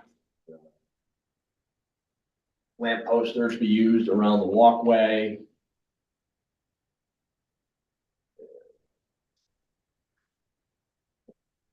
The lamp post, we're going to use 12-foot high. The brick walkway, and then fence, black vinyl chain link fence that goes around the whole perimeter in order to protect people.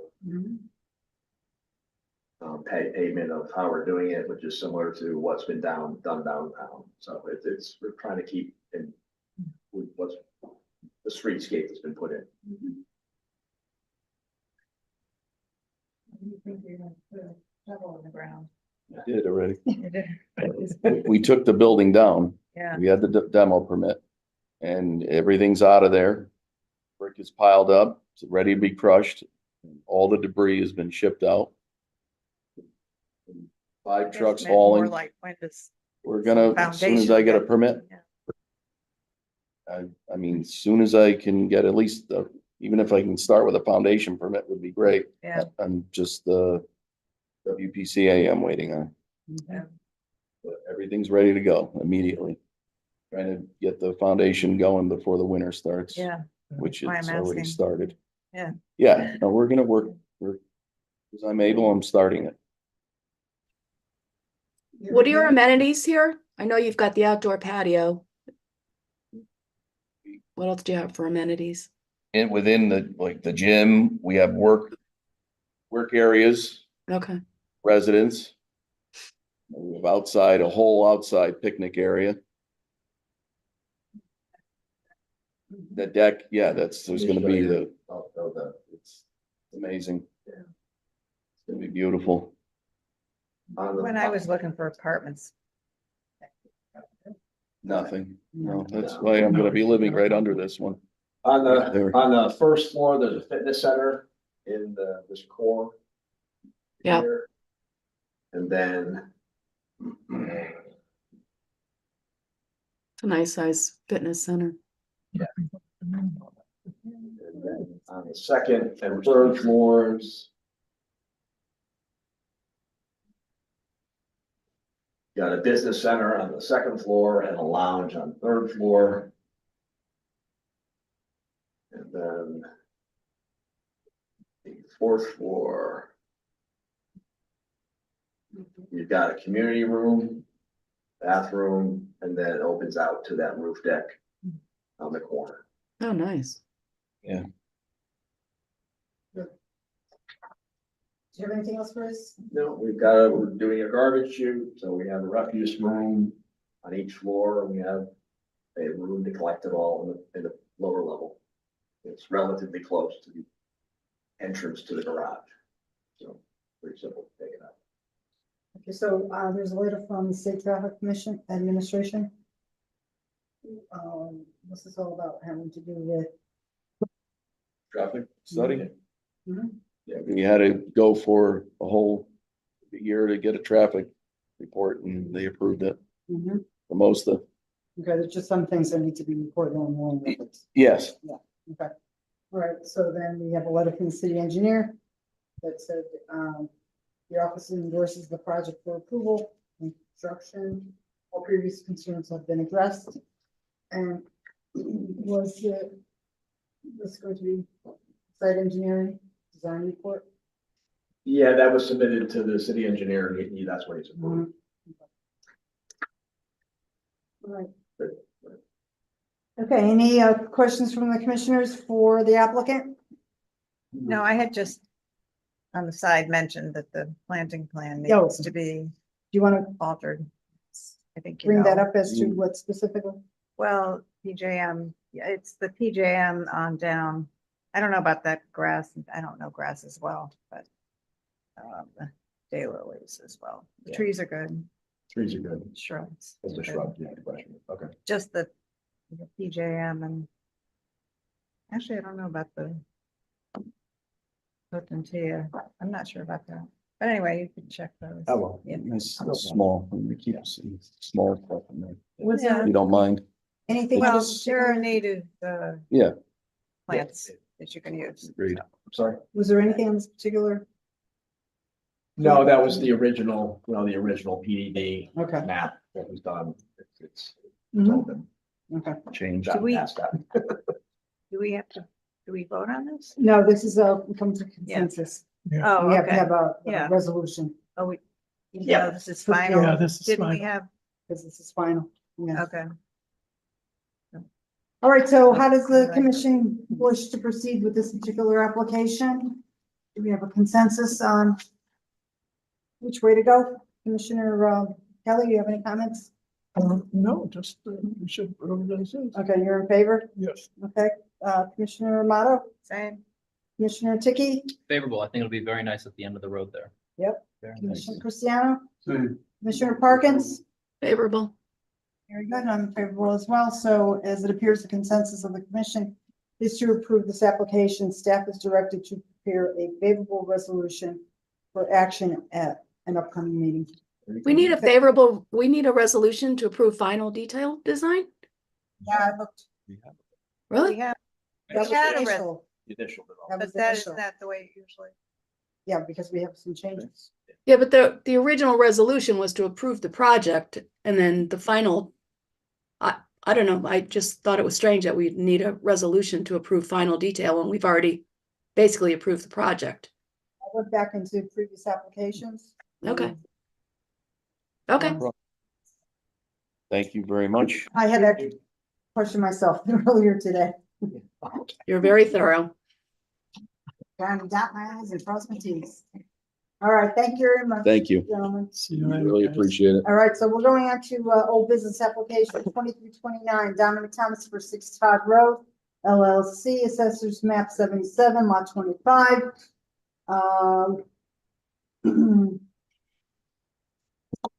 for a revision to the approved resolution dated May 22nd, 2024, for a major modification to a PDD, amendment to state the uses and standards and initial development concept plans and final site development plans. Is there a motion to accept for review for review? I'll motion. Okay, this motion from Commissioner Tiki, is there a second? Second that. Commissioner Cristiano, thank you. So on a roll call vote, Commissioner Kelly, Aye. Commissioner Parkins, Aye. Commissioner Amato, Aye. Commissioner Tiki, Aye. Commissioner Cristiano. Aye. Chair votes aye, motion is passed by vote 6-0. So I see the applicant is present, Attorney Thomas. Attorney Dominic Thomas, Conan Thomas, 315 Main Street, Derby, Connecticut. Representing the applicant, and this requires a little bit of background history. So in the course of my dealing with McDonald's and going through everything with them, they submitted a list of requests to me.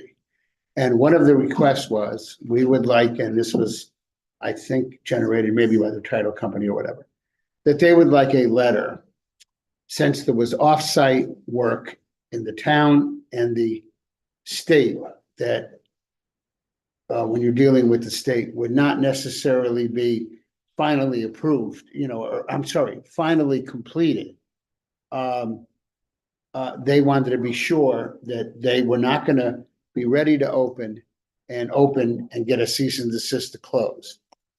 So they asked me if I could get a letter and from the Planning and Zoning Commission, to which I contacted Alexandria, who contacted chairman, and I was told, based on the approval, it was not needed, that they didn't do it, that the approval said, as long as it's bonded, you're okay. So could you bring up what I submitted? Because you can see what happened. So I responded to them and I said, you don't need it. And obviously someone on the McDonald's side, reading it carefully said, well, that's not exactly what it says. It's possible that one of the nuns that I had back in St. Mary's might have not given a good grade to the way it was worded. So here's the highlighted version of what's in the thing. The sidewalks and all items shown in the traffic improvement plans must be installed before receiving a certificate of occupancy. Then there's a period, then there's the word or. If the applicant is unable to complete the installation of the crosswalks prior to the issuance of the certificate of occupancy, they must submit a bond and receipts, all necessary approvals to complete the installation. Their problem was that in the second sentence, they just used the word crosswalks. They did not use the word crosswalks, sidewalks, and off-site traffic improvements. So I sort of explained to them that, well, I'm dealing with them and that, it is the whole thing. And they said, could you please see if you can get it corrected for us? So what I proposed in what is drafted on the bottom is simply adding the words, the same language, but then it says, or if the applicant is unable to complete the installation of the crosswalks, sidewalks, and/or traffic improvements prior to the issuance of the certificate of occupancy, they must submit the bond and copies of all necessary. I just changed the word receipts because that was appropriate. Copies of all necessary approvals to complete the installation. As a sidelight of this, when this happened, McDonald's asked me for the $115,000 bond for the municipal improvements, in which case it was sent to me and I was able to determine that there had been, and I think it was because of it was done just about the time Alex left and the bond wasn't filled in properly. So the bond wasn't for that. So with the help of Alexandria and Rimis, Rimis had done an estimate, but he had done it in an email. He hadn't done it on his letterhead. And the bond requires that you attach the estimate that you're going to be doing to it. So if you read the bond the way it was, all it was ensuring was on-site improvements, which of course you don't need a bond for that. You need a bond for the municipal improvements. So we've corrected the bond. Rimis has done it. We've taken care of the language. It's gone back to the bonding company for them to either say, go ahead and fill it in, or here's a new bond. So that's taken care of. And the state we are going through the process with the state to update you the rights of way has reacted favorably in their initial thing to both the crosswalks and the sidewalks. They will have to remove a few feet of the easement, the lease to Curtis Ryan. They will be taking that away to accommodate it, and then the sidewalk will wrap around the front of that parking area and go to the bus stop. So they are being cooperative. They haven't given the final approval, but when they do, then at that point, DOT will set the bond. So, and McDonald's or the developer, whomever, will post the bond. So all they wanted was that language corrected, and then they said they wouldn't need a letter. So in order to do it properly, as Alexander said, I had to file an application, or not file an application, but request that the commission authorize that the language, I think, just be clarified. I was told from Alexandria that the intent was clearly, if you bond it all, you're okay. So that's the. Why would the sidewalks not be completed before a certificate of occupancy is given? It's part of the site plan. Why would that not be done? Maybe, is that why it was worded as such, perhaps? Because we were assuming that the sidewalks would be in? Sidewalk along the property wall, because that's part of the town work. The concern that's the biggest concern here is the state work and Right. the speed with which the state operates. Crossing Bridgeport Avenue. Yeah, on Bridgeport Avenue, the sidewalks along the, yes, I can pretty much assure you that the sidewalk along the property line will be done. We are having an issue with the road widening on the other side, and the issue really is the fact that apparently when the car wash was approved, and I have to thank Alexandria again, she was able to go into the archives and get me the approvals, because I could not find the approvals, even though I did it. There was a road widening requirement, and there was a map. And that Mylar map that was given to my client at the time was, I was not aware whether or not it was recorded. In fact, I just found out tonight from talking to Tracy Lewis that it was recorded. So the road widening issue will be resolved. It was an 8-foot road widening when the car wash was approved in 2004. So Attorney Thomas, to be clear, your intention is that your due diligence will be if the state approves the installation of the sidewalks and crosswalks, that the applicant will do their best to have those done in conjunction with the opening with no delay. Well, the state one, if they're approved in time, the state one is the timing issue. Right. But we will have the bonds in place. Correct. Which will ensure that they It'll will get be done at installed. some point. Yeah, right. But if they do approve it, the intent will be to try to get it Done, done correct. in conjunction Right. with the opening. Biggest problem The, when you're, CO. yeah, biggest problem when you're dealing with the state in this situation is that little thing that goes red and green and yellow. There's a traffic light issue in this that has to be reprogrammed. And the traffic light, we often caution, is those people that work in the traffic light, the joke is they work 1 day a week. Take the rest off, don't respond to you. So that's the biggest problem that we're worried about, because the whole thing is part of an encroachment permit. That, you know, from one end to the one sidewalk end to the other. And the I can understand the improvements that require state intervention or state cooperation, let's say.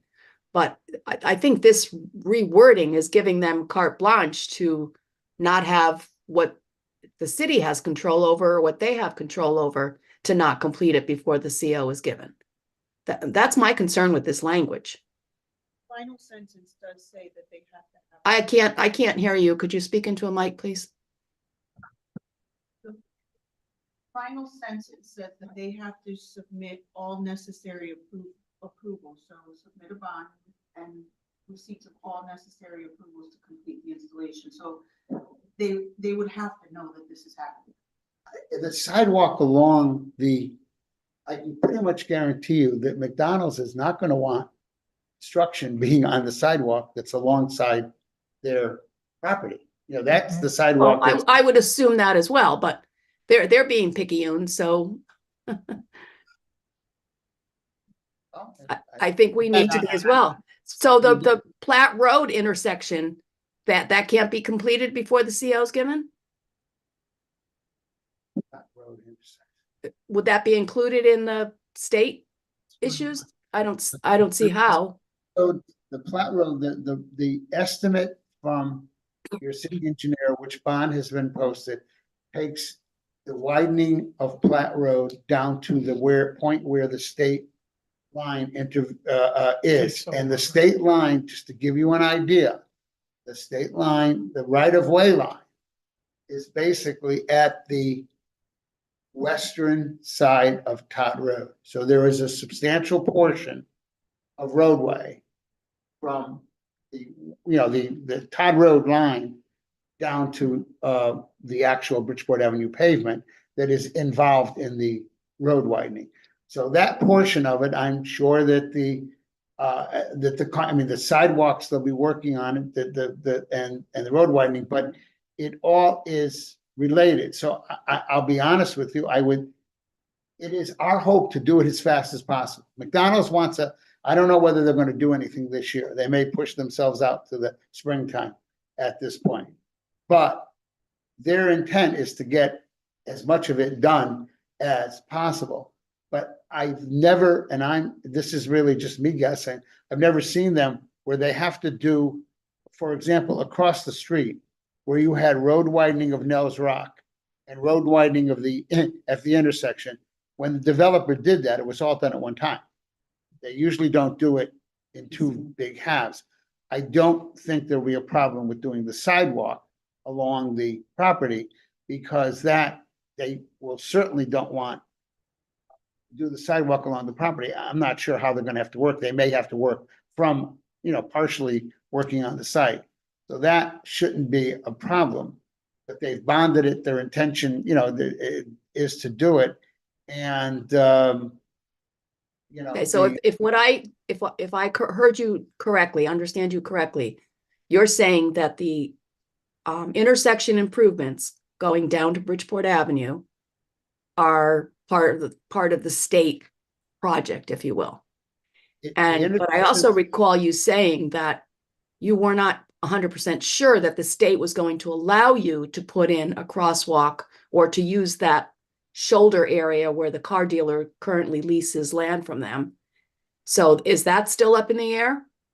Well, they have not put pen to paper, but I'm telling you from my communication with Amy Martinez, number 2 at Rights of Way, and I submitted to her a detailed plan, an overlay done by Dave Sullivan, showing where the sidewalk encroached upon and when I say encroached upon, where it went over the leased area. The leased area, as I explained to you before, is something that they can withdraw at any time, and the state can withdraw at any time. And Amy Martinez's comment to me was, this is a very good plan. This is a very good idea. We are encouraged to incorporate pedestrian accesses anywhere we can along state roads. And that was followed up by the initial report of the person who is one level above District 3, who had to issue a report, and his report was the same thing. We encourage pedestrian access. This is a very good idea to connect up to the bus stop. The only mistake I had made is I thought the bus stop was on the other side of, was in front of the car wash. It isn't. It's in front of the, car parking lot. So the sidewalk, the plan that shows the crosswalk across Todd Road, and then shows this thing looping around and going to the golf course. The initial reports were completely favorable. So I'm really, Okay. unless- I want the commission to understand what this change means, and that it may be a while before that intersection is improved. maybe it depends on the speed of the traffic light approval. That is the biggest issue when you are dealing with this. Now, I will say, and I don't want to create any false hopes, even if the traffic light people are working on it, there is a possibility, once it's bonded, that we would be able to work on it and work on the roadway improvements and leave the traffic light improvements to later. But I never, Dave Sullivan has cautioned me, never make promises like that, when you're dealing with the DOT. Okay.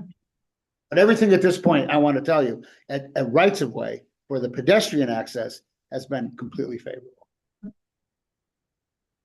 All right, any further questions from the commission for Attorney Thomas? Okay, so is there a motion to authorize the revision of the resolution dated May 22nd, 2024, modifying whereas number 5 to second sentence to include the word sidewalks and or traffic improvements. Prior to the issuance of certificate of occupancy, they must submit a bond and copies of all necessary approvals to complete the installation. Christine, I'll make that. All right, so Commissioner Kelly will second it. Commissioner Cristiano has made that motion, seconded by Commissioner Kelly. On roll call vote.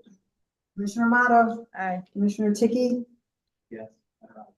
Okay, Commissioner Cristiano. Aye. Commissioner Parkins. Aye. Commissioner Kelly. Aye. And chair votes aye. Motion is passed by a vote of 6-0. Thank you very much. See you later. Very welcome. Next on the agenda is the public portion. I see no elected officials of the city of Shelton here in the auditorium. If there are any elected officials of the city of Shelton participating remotely, and they would like to address the commission on an item not on the agenda, please indicate your need to do so by using Zoom's raise your hand feature or dialing *9 on your phone. Ms. Castro, in case there is no one here, there is no other member of the public here in the auditorium that wishes to address the commission. If there's any member of the public that is participating remotely that would like to address the commission on any item not on the agenda, please use Zoom's raise your hand feature or dial *9. And Ms. Castro, do we have someone? Yes.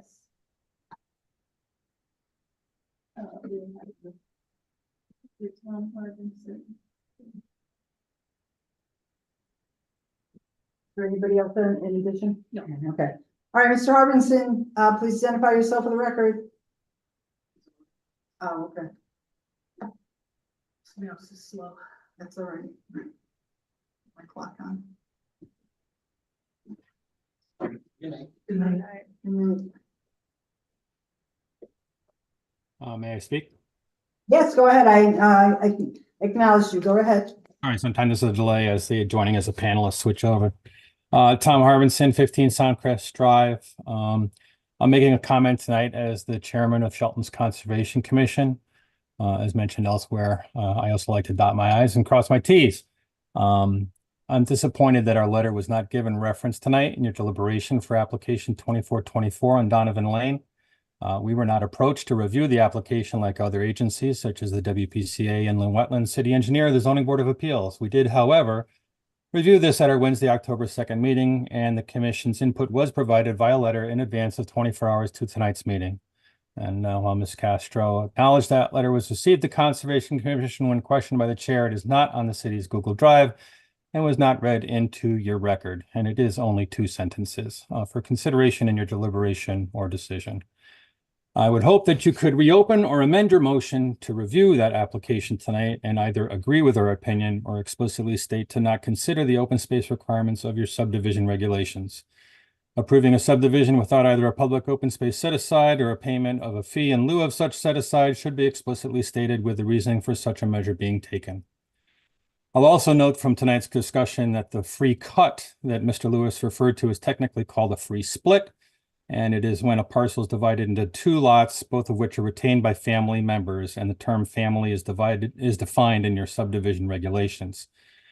And finally, on the subject, the application for 2424 is dated October 1st, 2024, which is an error in light of the Inland Wetlands Commission, engineer, and WPCA letters coming in prior to that date noted in the application.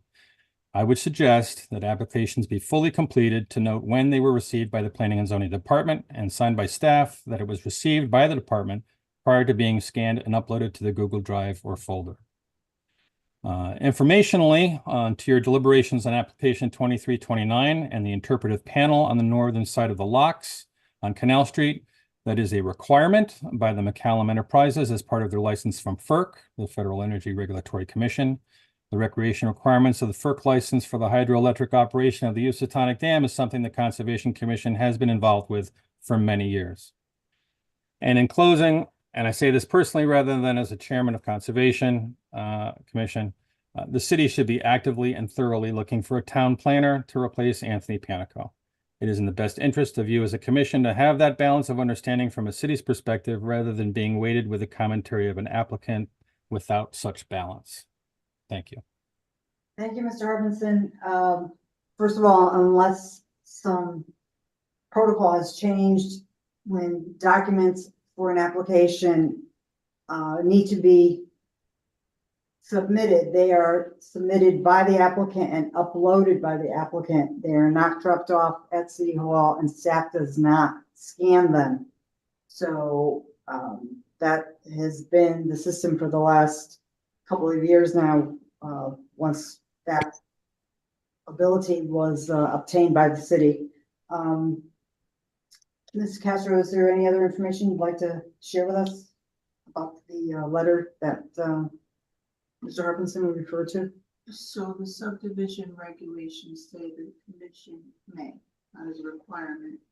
I don't have the numbers in front of me. I did receive this letter late this afternoon. Email is always easier. I'm not sure when in the afternoon this letter was dropped off yesterday, dated yesterday, so I'm acknowledging it, but not enough time to upload it to the record. It will be up there, but it's. Okay. All right, so a letter was delivered somehow to City Hall. You got it at some point, but it was not within the 24 hours. I received it today. Okay. All right, very good. May I clarify? Per email from Teresa Gallagher, it was put in P&Z's mailbox yesterday. In the physical mailbox, where are those mailboxes? In the break room? Okay. All right, thank you. All right, anybody else No. participating remotely? All right, so Can I ask Yeah, Jenny go though, ahead. the question of contribution to open space, that's something we would have discussed. Discussing, that's why I had asked, were there any contingencies yeah, that we wanted to apply to that particular application? I yeah, think I brought it up twice. well, I think of that, but Yeah. It's normally the only thing that we tend to say, if either you, on a subdivision, are you gonna give open space or are you gonna do a fee in lieu of? right, Right. Yeah. but are we not having that discussion? No, That, no, we could certainly ask Corporation Counsel for his opinion on, if it's with the word may in the regulations. Do we have the ability to put this back on the agenda and modify the approval to include something like that? Okay. That's what we can do right now. All right, so nobody else, so we're going to other business. First item, comments from the chair. While I was not able to attend yesterday's Shelton Economic Development Corporation's quarterly board meeting, I was given the PowerPoint presentation that Paul Grimmer presented, and it had several pieces of information. First is 267 Canal Street, which is Sarpin soil remediation. Application for soil disposal has been filed, and the permitting for the deconstruction and remediation of the Southern Raceway is expected to be coming from the appropriate state agencies. Another point was that the engineering firm for the restoration of the canal lot was approved by the Board of Aldermen. The costs of the engineering services are being covered by a Connecticut steep grant in the amount of $120,000 and a city grant of $30,000. Next was surveying of the property to extend the Riverwalk to the end of Mr. Stanziel's property. Began in September and baseline mapping is nearing completion. A $120,000 grant was received from the state, and the city is providing $25,000 towards that cost. a $113,000 grant from Connecticut Recreational Trails and a $28,250 grant from the city was also awarded. The engineering work for improvements to the Canal and Worcester Street rail crossing is expected to begin within the next 60 days. Upon completion, the engineering firm, which is BL Companies, will request that the Department of Transportation have a hearing on the reopening of the Worcester Street rail crossing. The renovations are continuing at Cinderella Heights. 3 projects funded by the Housing Rehab Program have been completed, and 1 project is in the bid stage. A community development block grant for $190,120 will be used for public service agencies that include Adams House, the Boys and Girls Club, Spooner House, the Umbrella, and the Rape Crisis Center, and for public facilities, the Senior Center, Public Library, Housing Authority, and Department of Public Works. And finally, a 3 to 5 year strategic plan will be developed, and the SPZC is seeking members to serve on the planning committee for that strategic plan. And those members would come from the SPZC board, local businesses, and community leaders. And I believe I should acknowledge that Commissioner Parkins was the person who 2 meetings ago suggested this to the SPZC, and they felt that it was a good idea, and they endorsed it, and they're moving forward on that. Commissioner Parkins, you didn't attend yesterday's meeting. I did not. No, I'm trying to avoid getting anybody else sick. All right. So Commissioner Motto, do you have any additional information for zoning subcommittee? No, I didn't. Okay. Staff comments, Ms. Castro? None at this time. Okay.